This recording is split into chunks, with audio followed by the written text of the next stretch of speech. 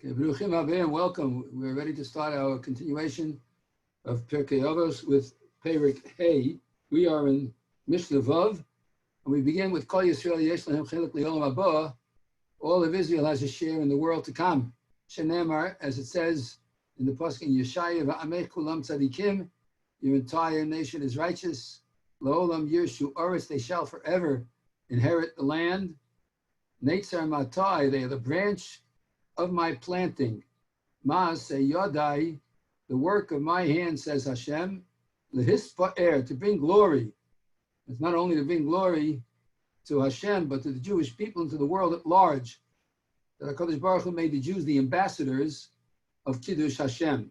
As I said, we're in Mishnah Vav, and Mishnah Vav is a continuation in Perik Hey, in which it says, Shiva Devar Bagolam, there are 7 things applicable to an unfinished product, meaning a clod, the Shiva B'chacham, and there are 7 things that are applicable to a wise person. And it lists the things of a wise person. Chacham eino medaber b'fnei mi shegadol mimenu b'chachma of a minyan. A chacham does not speak in front of one who is greater than him in wisdom and number. We'll discuss that tonight. Ve'eino nichnas l'toch divrei chaveiro. He also doesn't interrupt the words of his friend, especially if his friend's upset, as we're going to learn. Ve'eino nival lahashiv. And he is not quick or intolerant or impetuous to answer, but rather thinks things through a moment. That's a chacham. Shoel ke'inyan. When he asks a question, he sticks to the topic. Umeshiv ka'halacha. And when he answers, he gives you the answer that will set you on the right path, that will enable you to go, halacha. You'll be able to walk and go in the right way, so he'll tell you the truth of the law. The Omer al Risha Risha Malachman Achron, he'll say first things first, last things last. Va'almal shelo shama, and if there's something he hasn't heard in terms of giving you a response, Omer, he is confident enough to say, Lo shamati. I haven't heard, let me think about that. Let me ask, let me look it up to make sure. Umoda ala emes, and the wise man admits the truth. The chilufeihem begolam. The exact opposite is when it comes to a clod who doesn't admit the truth. So I'm going to interrupt our study just for a moment to tell you a story that has to do with Moda al Ha'emes. You know, just because we're all locked in doesn't mean that you're not needed at times to go out. Sometimes you got to go out for things. And sometimes you have to fix things. And you know, when you have to fix things, you usually call an expert to fix them. Except you don't really want too many experts running in and out of your house at this time. So you become a fix-it man to a certain degree. So sure enough, I'm in the basement and I'm fixing something, and the faucet will not turn off. The water's just running. I turn the handle. It turns a little bit off, but it doesn't go off. And I know what has to be done. You have to change the washer in the faucet handle. So I put on my mask, I put on my gloves, I go to the plumbing supply store, I get the spindle, I get a new spindle, and then I had to go back and get the new washer seat, had to take out the washer seat, and I come back and I turn off the water under the sink, I take out the seat from the washer, I take out the old spindle, I put in the new washer seat, I put in the new spindle, I tighten everything up, I put the handle on, I turn it to the off position, and it's still leaking. No matter what I do, it's still leaking. I thought maybe I put the wrong washer in, maybe I didn't tighten this, tighten that. Nothing seemed to work. I said, okay. I went to the plumbing supply store. I got the required things. I did everything by the book. I knew exactly what I was doing, I thought, and it doesn't work. The Rebbitzin comes down and she says, what are you so busy with? I say, yeah, I'm far behind because I got to get to my Shiur prep and this thing, leaking. And she says, well, why don't you try turning off the other faucet? I said, I didn't touch the other faucet. The other faucet is off. She said, what do you have to lose? I said, it's not the hot water, it's the cold water. I was playing with that, and that's when I turned on, and now I'm turned off, doesn't turn off. She says, okay. In the meantime, I turned back to put one of the tools away, and I come back, and there's no more leak. I said, well, how did that happen?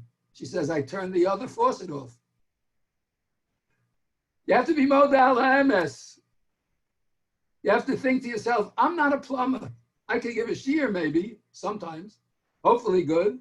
I'm not a plumber. You have to be modal ha'emes. And you also have to admit that sometimes you need someone else's help. As simple and as innocuous as a thing seems, there's nothing wrong with being modal ha'emes. Because if you're not modal ha'emes, you become a golem. All I had to do was the first time she said, turn the water off. That would have helped. With a modal ha'emes. So hopefully I'll become a chacham and I'll be modal on the emes and I need her help. Okay, let's get back to our study here. I just thought that was a very interesting story. Okay, so yesterday we talked about the fact that there's 7 things by a golem and 7 things by a chacham, and the chacham is eno medaber bifnei misha gadol shehu gadol imenu b'chachma uveminyan, of someone who was greater than him in chachma and minyan. So what's Chachma and Minyan mean? So Chachma means wisdom. What does Minyan mean? Minyan means in count. So the simple interpretation is that Chachma means how wise one is, and Minyan means how old one is. There are times when someone can be very, very wise and not be so old. And one should not speak before the Chacham speaks, who is wiser, even if he is not yet older than you. It could very well be, al tistakel bekankan, el b'ma sheyesh bo. Don't look at the vessel, look what's inside it. If this individual has chachma, he is the one that the Mishnah is talking about when it says he's got chachma uva minyan. And even if he's not at that age, and at other times, even if he's not so much of a chacham yet, but because of his agedness, because of the type of life that he lived through, there's a lot of wisdom in that. And if he is responding to something, and he's not a wicked person, we're talking about an ordinary so-called Pashat Yid, but he's got age, that means he's got wisdom. It says by Avraham Avinu, at the beginning of Perek Chaf Daled in Bereshis, it says Avram Zokein Ba Bayomim, and it says by Avram and Sarah in Parshas Vayera. Prior to that, Avram v'Sarah Zekeinim Ba'im Bayomim. They were elderly, and they were Ba'im Bayomim. They were coming in days. What does that mean? Ba'im Bayomim, coming in days. Well, the truth of the matter is, a bays doesn't only mean in. A bays also means with. So ba bayomim or ba'im bayomim means coming with the days.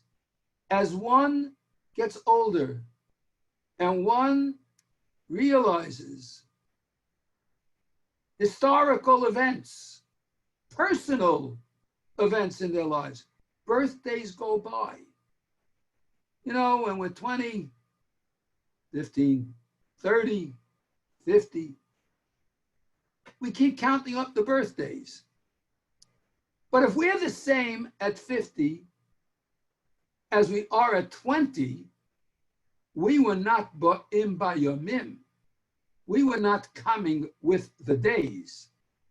Coming with the days means as the body ages, so the wisdom is supposed to age. You have to be coming with the days. Don't let the earlier stages you were at stagnate you and not allow you to break free of the shackles of that earlier time. Interesting. The word na'ar means youth. We use it many times to talk about someone who's a little bit of a fool, as anar. Why do we call someone who's an older person as anar? He's a youth. Because the word na'ar doesn't just mean youth. The word lina'er means to shake out, to shake things out. Young people have the amazing ability to be capable of shaking out the foolishness that pervades youth. The pendulum swings. And because we're a nar, we can shake things out. You know, Bavel, when the Tower of Babel, the name of the town was called Shiur. Because Shiur, Kisham Ninaru, because there in Bavel they shook out all the foolishness when the world was one language and everything was good, and they ruined it because they didn't realize the great gift that they had. So therefore, Baba Yomim, you got to come with the days. And Aram and Sarah was a Canaan, but Im Ba Yomim. So they had wisdom of two sides. They had the knowledge and wisdom of all their God contemplation. They also had the wisdom of coming in days, and we should do the same. And therefore, if you want to be a chacham, you have to realize you're not going to be speaking in front of someone who's gadol mimenu b'chachma u'minyan. You don't speak in front of someone who is greater than you in chachma and in minyan. There's an interesting interpretation by Moshe Amshanino where it says that chacham eino medaber b'fnei mi shehu gadol mimenu b'chachma u'minyan. He doesn't speak in front of someone who is greater than him in chachma and minyan, and he interprets it to mean don't speak to anyone else. When you're in front of someone who is gadol mimenu b'chachma u'minyan, he's the number one person that you're around. He is the person that is capable of answering your questions. Don't go speaking to someone else in front of that person, meaning ahead of that person. If you've got someone around that you can trust with chachma and minyan, don't talk to someone else in front of this chacham, meaning before this chacham. Talk to the chacham. Talk to the one who is wise. Because with one sentence, one word, he can clarify for you the exact issue. Because even the questions the chacham asks will clarify what the issue is. I'll never forget, I was sitting shiva for my father, Zechron Livracha, and Rav Moshe Zatzal came to be Menachem Ovel. And I'm sitting there, and he sits down in the chair right next to me. And I knew that he's not supposed to speak unless I talk to him first. But he saw that I was tongue-tied. I didn't know what to say first to enable him to speak, and I was trying to figure out what to say that would enable him to speak. And we're sitting there together without saying a word. Of course, that alone was a tremendous comfort. But then he saw that I wanted to speak, but I didn't know what. So he says to me, the simple thing, as gewend krank, was your father sick? So I said, not really. Well, yes, he had gone to the doctor 2 weeks before, and the doctor wanted him to go for a test because he heard a little something that he didn't like when he was listening to his heart. So the Moshe, in one sentence, he said, oh, is Yogeven krank. He was sick. At that moment, it was as clear as day. I was in denial. And he opened it up because of the chachma. The one sentence. Because even the question he asked was geared to help me understand and to give me a sense of nechama. So you don't speak to anyone else in front of someone who is greater than you in chachma and in minyan. When we have chachma and minyan, you don't have to go anywhere else. Now, lahalacha, this is very important because there's a general rule that ein bezdin, one bezdin is not capable of overturning or changing something from another bezdin. Ela in came hem gedolim imenu b'chachma u'minyan.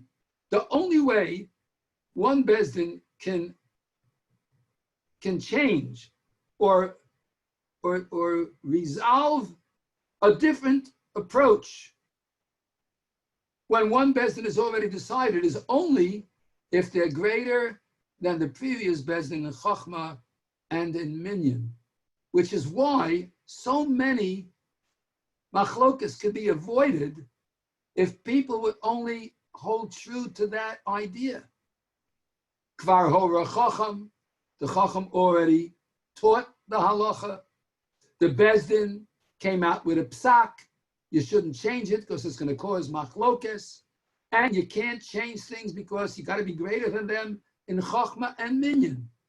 Look, in our time, in the United States of America, the amazing thing is that in the 1920s began, and really it began earlier, it began in the middle 19th century, but that was reform.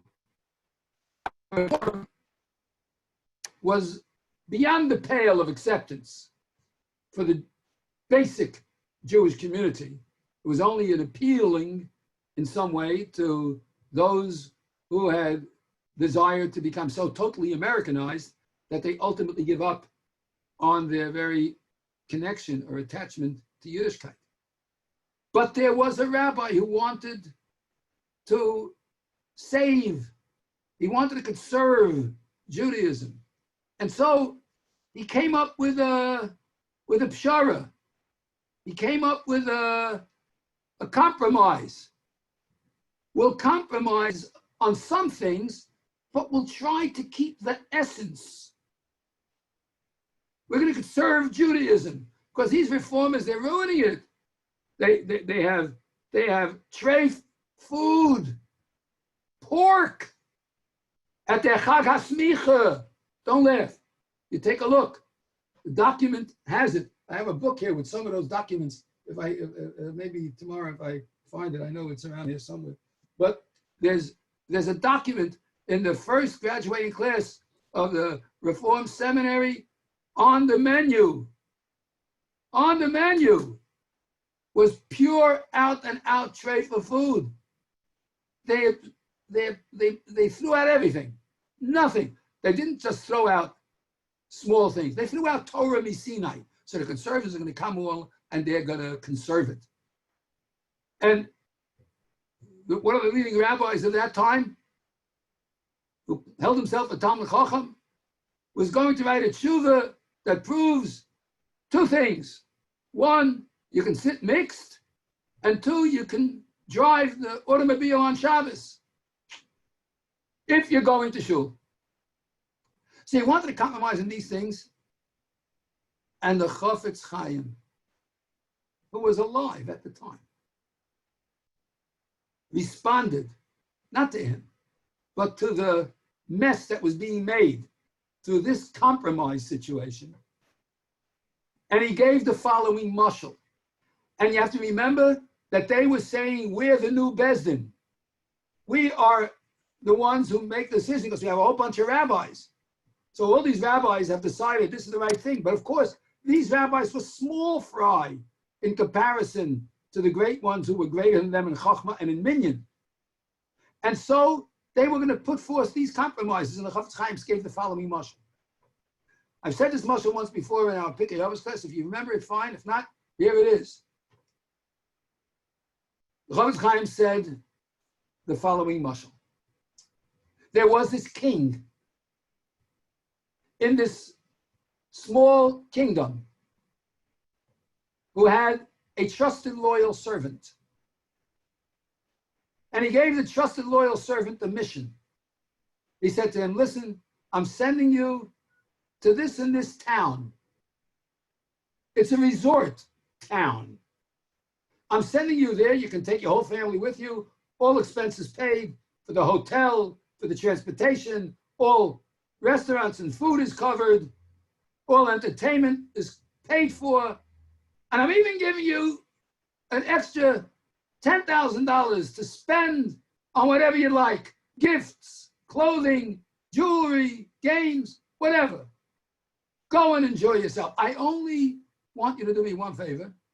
I want you to take this proclamation and I want you to read this proclamation in front of the town. When you arrive by train to the town, I want you to go to the caboose at the back of the train where there's a platform and where there's going to be a large crowd set up to welcome the king's emissary. And I want you to read this proclamation to them, which talks about how much I love being the king of such a wonderful group of people. And I want you to present this proclamation to the mayor of the town. And after you do that, you're on your own for 2 weeks, all expenses paid vacation. The man thinks to himself, I'm so fortunate. I'm so blessed. This king is so good to me. He's so benevolent. He's so generous. I'm going to have a wonderful time. I can't wait to tell my wife. And he's about to take leave of the king when the king says, wait a minute, I forgot something. I forgot to tell you something. I do have one little requirement. I know it's going to sound silly, but I'm asking you as your king. I'm asking you as your king to do me one small little favor. And the man says, certainly, sire. What is it? And the king says, promise me you will not take the shirt off your back.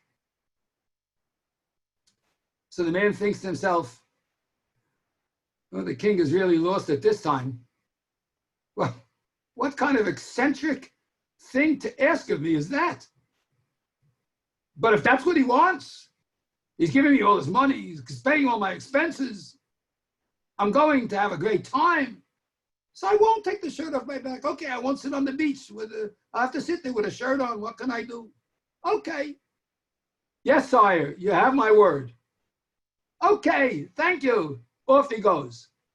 Comes to the town. It's a beautiful train ride. He's all decked out in his finery. His family is all ready. They come. He goes at the end of the caboose. There's pageantry all around, the flags, the bunting. Bands are playing. People are cheering. And they announce, the king's emissary. And he gets out at the end of the train. He takes the proclamation. He opens it up. And as soon as he does that, everybody is looking at him. And the mayor of the town starts laughing hysterically. And all the people in the town burst out in hysterical laughter.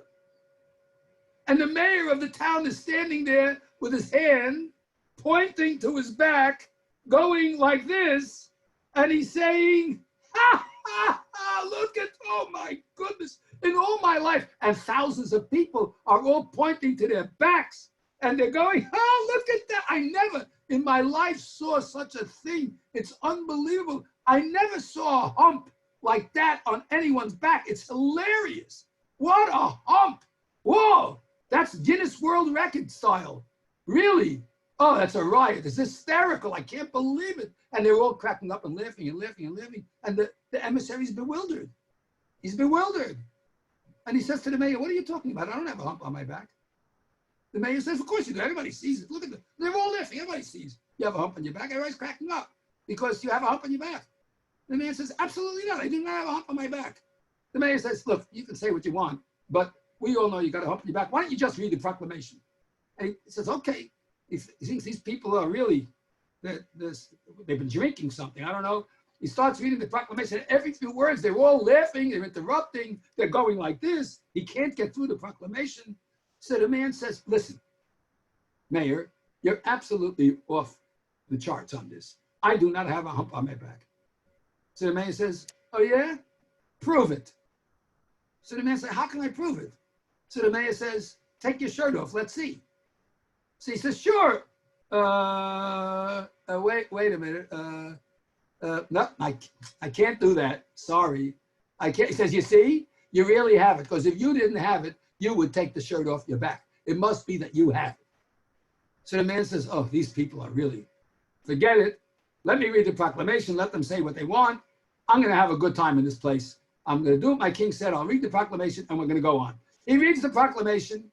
He goes back into the train, gets his luggage, gets his family. They walk out the train, and wherever he goes, in the market, in the street, in the hotel, in the beach, on the boardwalk, in the playland, wherever he goes, everyone is pointing to the back and hysterically laughing. He can't enjoy it. His family is going nuts. He absolutely hates it. He doesn't know what to do. This is absolutely ridiculous. I don't have a hump on my back. Why are they making me so crazy? Until finally he has a plan. He figures it out. He comes to the mayor. He says, listen, mayor, I'll bet you $1 million, 1 million rubles, whatever it was at that time. I'll bet you 1 million rubles that I don't have a hump on my back. So the mayor says, sorry, but you already told me that you're not going to take your shirt off, so you can't prove it, and therefore it's no bet. He said, all right, I'm willing to take my shirt off, but if I don't have a hump on my back, you're going to have to give me 1 million rubles. He said, the mayor says, oh, it's no problem. I know I'm going to win that 1 million rubles because you have a hump and everybody in town knows it, and you're going to take your shirt off and we're all going to see it. And the man says, you'll see. I don't. So they schedule it, a big public gathering. A treasure chest of 1 million rubles is brought on the stage. The man takes out his checkbook or whatever, and he writes out a check for 1 million rubles, puts it down, and now's the moment. He takes his shirt off, and there's no hump. And the man says, you see, I told you there was no hump. And now I've got the 1 million rubles. And the mayor says, you know, you're right. I don't know why I thought you had a hump on your back. It's clear you don't have one. Here's a 1 million rubles. Take it. Enjoy yourself for the next 2 weeks. I'm sorry that we made you crazy. Man says, oh, people aren't really nuts around here. Takes the 1 million rubles, takes it to the hotel room. Everything's good. The 2 weeks are up. He comes back to the king, and the king says to him, so, did you have a nice time? He said, I had a wonderful time. He said, really a nice place, isn't it? He says, yes, the mayor's a good guy, isn't he? He said, oh, terrific fella. And the people, oh, they're such nice people. By the way, did you deliver my proclamation? And they said, of course I did. Yes, as soon as I got there, I did. He said, did it go over well? He said, terrific. He says, good. And I gave you only one thing to do, and I told you that that's what you should abide by. Did you abide by that rule of not taking your shirt off your back?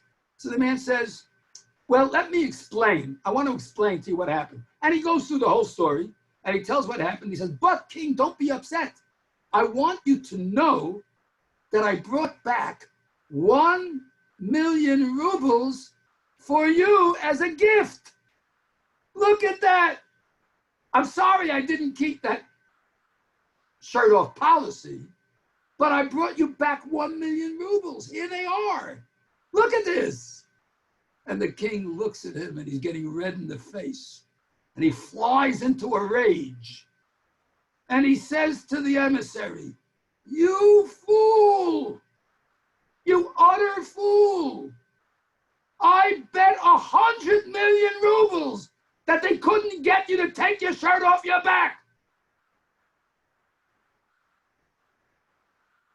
Says the Chofetz Chaim, you think you're going to get some people to come to shul because you're going to have mixed pews? Or because you're going to allow driving in a car on Shabbos? HaKadosh Baruch Hu bet 100 million rubles that you would not do that. You think you're going to compromise and get some results? You're going to lose big time. And now, 100 years later, we see what they lost. Because the total assimilation and intermarriage, the giving up of all decent laws, down to the very last dot. Shabbos is goodbye. Kashrus is goodbye. Morality is goodbye. The whole book of Leviticus, as was once said to one of these rabbis, Leviticus is also one of the 5 books of Moses. Parshas Kedoshim is also one of the 5 books of Moses. And the immorality that you're doing because of your compromise is causing the death of that which you wanted to save. And all the wayward movements ultimately go that way. Every last one of them. If there's no Torah Sinai, then the gifts that you bring are faulty. That's why the Mishnah says you got to be greater b'chochma uva minyan. And if someone is greater than you in chochma uva minyan, the chacham doesn't speak before him, doesn't speak to anyone before him, doesn't allow anyone else to come along and change and compromise that which is clearly delineated in the Torah. And that's why a chacham is someone who doesn't, who's eino medaber, b'fnei mi shegadol mimenu, b'chochma uva minyan. He doesn't speak before anyone who's greater than him in chochma and minyan. Wow. Wow, how important are those words. To not try to change things unless you are greater in chochma and minyan. Because if you listen to the wisdom of the one who is greater in chochma and minyan, you will not go wrong. There will be no compromise. There will be no loss. It'll be only to your benefit. And isn't it so that the greatest movement in the Jewish people that's constantly getting more and more adherents and is becoming the majority of the Jewish people slowly but surely is the Torah Orthodox community, while the other wayward movements or no movements at all are nebuch disappearing at a faster rate than they ever imagined would happen. So that to the point where some of these movements are now mostly Goyim, not even Jews, with very little loyalty to the principles of the Jewish people. Whatever they have, HaKadosh Baruch Hu should help them to keep it. They should expand on it. Hashem should bless them that they should see the light. But you have to do that only when you recognize someone's greater than you in Chachma and in Minyan. Okay, so we're going to pick it up, Mirza Hashem, on Sunday night from here. We're going to try to finish this particular Mishnah. We only scratched the surface, actually. But there's a lot more to go because every word of our sages is so valuable, so powerful.